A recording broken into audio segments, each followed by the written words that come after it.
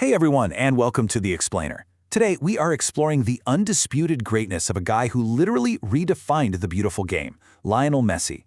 We're talking about a player with a World Cup, an absolutely unprecedented 8 Ballon d'Or awards, and a record-breaking streak that spanned 2 decades. But to really grasp this phenomenon, we can't just obsess over his highlight reel. We need to go back to where it all began, to a childhood in Rosario, Argentina that honestly almost stopped his legendary career before it even had a chance to start. Pep Guardiola actually summed this up perfectly back in 2012, right after Messi scored a ridiculous 5 goals in a single Champions League game. He said, "The throne is his, only he will decide when to leave it." And that perfectly captures the modern consensus, right? That Messi just sits entirely alone at the absolute pinnacle of football. His peers, his managers, they all recognize a level of innate, almost alien talent that we'll probably never see again. Which brings us to that endless classic debate. While Cristiano Ronaldo is universally admired as this relentless workhorse, a guy defined by pure physical determination and power, Messi is viewed differently. He's seen as the natural prodigy. He's defined by grace and agility, like someone who is just biologically destined to play the sport. His connection with the ball feels almost telepathic. It's less about athletic output and more like an art form. All right, moving into Section 1, a biological marvel, built for football. Look, we all call him a magician, but structurally, he's basically walking out there with a biological cheat code. His exact physical makeup is literally built for attacking. Take his 5'7" frame, for example. It gives him an incredibly low center of gravity, which means he can change direction on a dime while keeping perfect balance. You combine that with his high percentage of fast-twitch muscle fibers, and you get that extreme rapid acceleration and deceleration that just leaves elite defenders completely lost. Oh, and add in a brain wired for superior pattern recognition, he has the spatial awareness to see gaps on the pitch that nobody else even notices. So, Section 2, biology as a barrier. The pivot. But, well, here's the crazy part. What if I told you those exact same physical traits that make him a literal god on the pitch today almost destroyed his career when he was just a kid? His early timeline is an absolute roller coaster. Between the ages of 5 and 13, he went through this wild succession of incredible highs and devastating lows. It really shows us exactly how close the world came to never knowing Lionel Messi.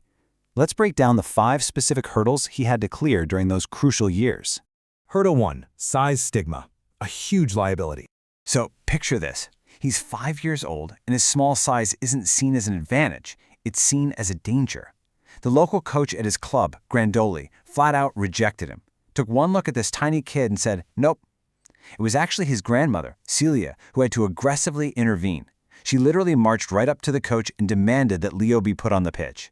She was his ultimate champion, right by his side at every single training session and game. Tragically, she passed away when he was only 10 years old. But, he still honors her absolute, unwavering belief in him to this day.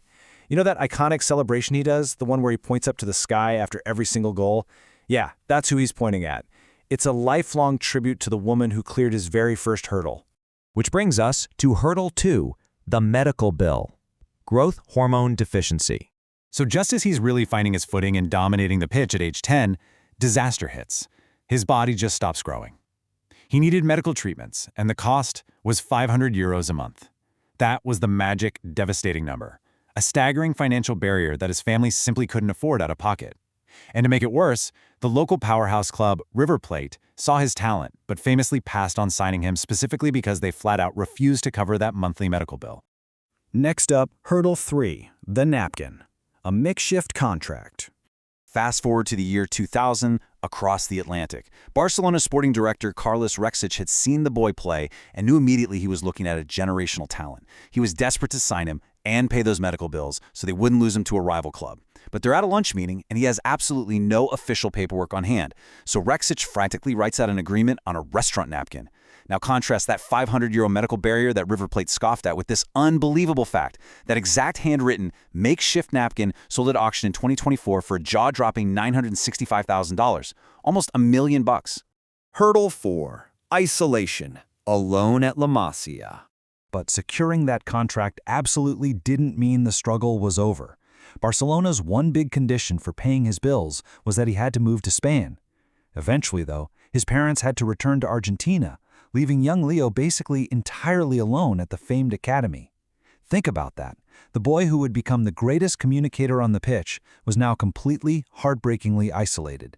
He didn't speak Catalan. He'd sit quietly in the corner of the dressing room, not saying a word, to the point where his teammates genuinely thought he was actually mute.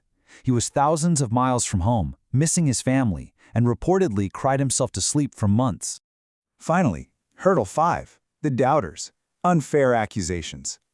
Let's actually rewind just a bit to before he left for Spain, because his genius was being fiercely questioned back in Argentina too.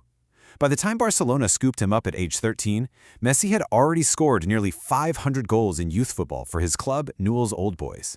I mean, he was so incredibly talented, they made him the team's penalty taker when he was just 8 years old. He was exceptionally prolific, constantly dominating kids much, much bigger than him. And because of his tiny stature, opposing coaches would literally stop matches to complain. They threw around wild accusations, insisting he was faking his age, claiming that a boy that small possessing a skill level that high was mathematically and biologically impossible. They just couldn't wrap their heads around what they were seeing. The GOAT's Foundation, defying the odds. When you really step back and look at the journey of this short king, as the CBS pundits so lovingly called him, his story completely defies the odds. If you put these 5 hurdles side by side, it's actually profoundly ironic. His incredible narrative could have ended at almost every single chapter of his childhood. But the very things that threatened to ruin his chances, the severe struggles over his size, the daunting medical conditions, the extreme isolation, those are exactly the things that forged his elite physical attributes and built his unshakable mental edge. He learned early on how to ensure his disadvantages never actually became a disadvantage. So, as we wrap up this explainer, I want to leave you with this final, provocative thought to ponder. We all know his peers voted him the absolute best, but why?